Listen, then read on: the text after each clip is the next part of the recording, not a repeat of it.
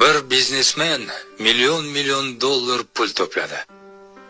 U endi ishlashni bas qilib 1 yil dunyo kezib, hordiq chiqarmoqchi bo'ldi. Ammo bu qarorga kelib ulgurmasidan uning oldida ajal farishtasi paydo bo'ldi.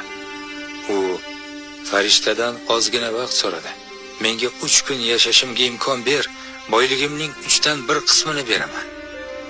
Farishta ko'nmadi. Xo'p, unda 2, yo'q, 3 million beraman.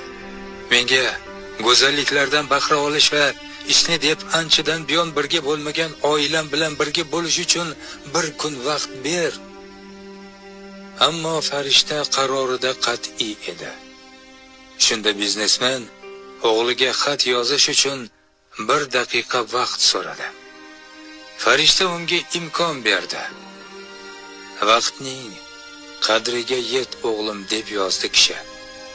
Men umrim davomida to'plagan millionlarimga hattoki 1 soat ham vaqtni sotib ololmadim.